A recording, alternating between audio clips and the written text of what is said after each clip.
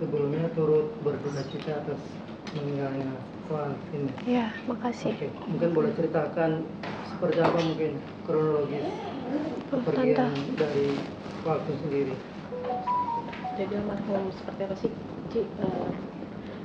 Bisa akhirnya penyebab wafatnya beliau seperti apa? Bisa ceritakan. Jadi kalau kronologis itu kan tadinya habis cuci darah ya. Kita biasanya cuci darah 2 kali seminggu. Cuman karena waktu itu memang pulang dari Cina, di sana kan cuci 3 kali seminggu. Dirasa lebih baik gitu loh, lebih bersih, nggak gatal-gatal. Jadi di sini kita mau samain juga. Jadi setelah hari Jumat kita cuci darah, Sabtu kita minta cuci darah lagi ekstra karena ya kan yang gagal ginjal banyak ya, kita dapat slotnya ya bisanya di hari Sabtu lagi gitu. Terus setelah pulang cuci darah itu memang lemes banget ya. Biasanya memang butuh tidur setelah cuci darah. Terus pokoknya pulang-pulang itu sekitar sore, dia lemes banget, dia mau tidur karena memang udah beberapa hari Nggak tidur, nggak makan. ya susah tidur dan susah makan. Karena obat. Ya, terus habis itu pokoknya semalam itu baru pulang dia minta tukang pijit. Oke, kita pijit. Oke, kita panggil tukang pijit. Udah dikasih obat untuk tambah darah. Terus dia juga minta obat tidur, saya kasih. Obat tidur juga udah resep dokter ya, karena memang susah sekali tidur. Kasihan kan. Ya udah dikasih. Terus habis itu setelah pijit ya udah dia tidur. Dari semalam saya bentar-bentar jagain, liatin, sejam sekali saya lihat. Oh masih tidur, masih oke. Terus waktu itu pagi itu memang rencananya berangkat ke Surabaya. Saya sempat bangunin jam 5:30 pagi. Kok ini, ayo mau berangkat ke Surabaya nggak? Mau, dia bilang mau. Terus dia angkat tangannya gitu, terus mau. Ya udah saya angkat bangunin kan, karena dia memang ternyata nggak kuat, dia begini. Sempat saya angkat, duduk, masih sempoyongan. Terus saya bilang udahlah nggak usah ke Surabaya, udah ini lemes begini, udah lanjut aja tidur nggak apa-apa. Karena dari sebelum-sebelumnya kamu kurang tidur. Terus dia lanjut tidur lagi. Itu kan 5:30 pagi. Terus 5:30 pagi karena saya semalaman belum tidur.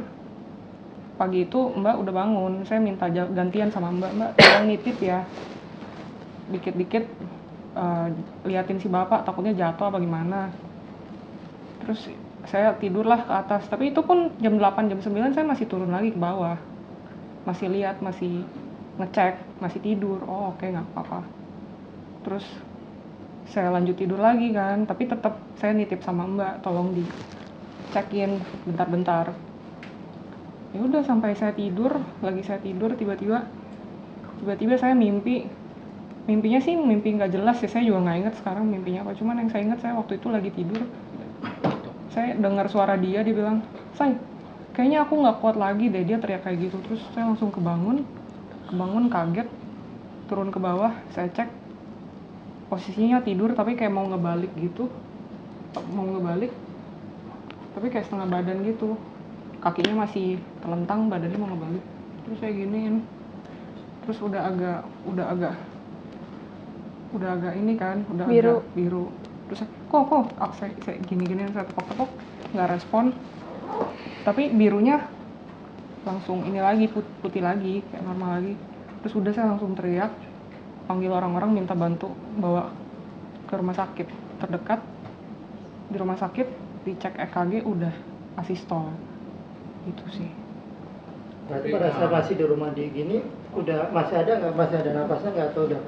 Saya nggak berani ngecek, saya takut ngecek. Saya udah begitu nggak respon, udah kayak gitu udah langsung angkut ke sana, nggak berani ngecek lagi.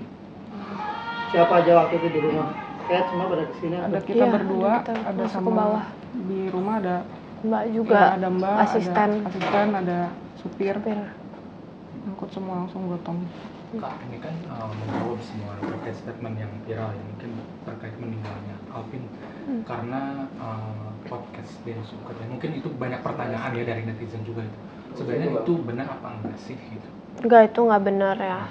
Tadi udah dijelasin kronologinya gimana. Saya pikir netizen juga pintar lah. Ya. Ya, ini mau klarifikasi aja, soalnya kemarin ada sempat yang ngomong dari mengatasnamakan keluarga. Kami kan lagi masa berduka, kami nggak mau keluarin statement apa-apa kan sampai selesai kemarin acara. Ya di sini kami mau klarifikasi aja sih, kalau Alvin meninggal karena stres uangnya Agus ke sana, itu nggak benar ya memang karena dia lemes aja sih. Udah memang Udah nggak kuat. mungkin memang udah nggak kuat. Terakhir komunikasi atau pesan terakhir dari Alvin sendiri apa sih Kak, ke keluarga terutama ke Kak sendiri? Gak ada pesan terakhir soalnya memang nggak nyangka bakal pergi. Kan niat terakhir juga mau Ke ke Surabaya. Surabaya, tapi yang sering kali bilang ke kita sih selalu bilangnya nanti kalau papi udah nggak ada, ini harus tetap dilanjut ya, kalian Iya. tetap harus lanjut, semua tim harus tetap lanjutin perjuangan Iya. papi. Papi udah susah payah bikin ini semua. Ya, suka, Emang hobinya aja. emang hobi. Iya, orang banyak yang bilang kayak ini Stres harusnya nggak usah ngurusin ini kan si Alvin jadi stres gara-gara ngurusin kasus itu. Enggak, justru itu hobinya, cara mengalihkan rasa sakitnya gitu loh.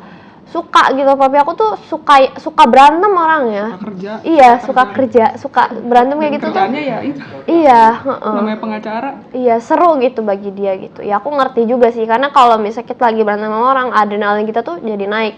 Emang rasanya tuh fun, seru kayak gitu. Gitu sih, tapi ya kita tuh padahal sering nasihatin dan sering khawatirin gitu sering khawatir lah sama papi. Kita kayak sering, aduh papi tuh ngomong kayak gitu nggak apa-apa tuh, gini gitu. Tapi papi kayak, udah nggak apa-apa beb, ini namanya kerjaan ya, resikonya gitu. Itu papi dihujat orang gini. Udahlah beb, biarin aja, itu kita sebagai pengacara itu resikonya, nggak bakal semua orang suka sama apa yang kita lakukan kayak gitu.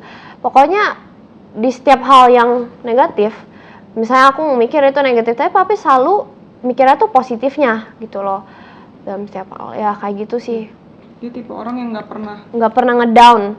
selalu masalah-masalah juga dia kayak udah tenang aja, ini tuh ada bagusnya, selalu ada. Iya kayak gitu, ini ada bagusnya beb, gini.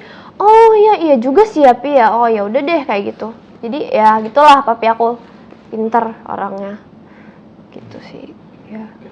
Tapi masih ini nggak apa artinya, masih tidak menyangka nggak kepergian ayah sendiri, terus masih merasa keberadaannya masih ada di sekitar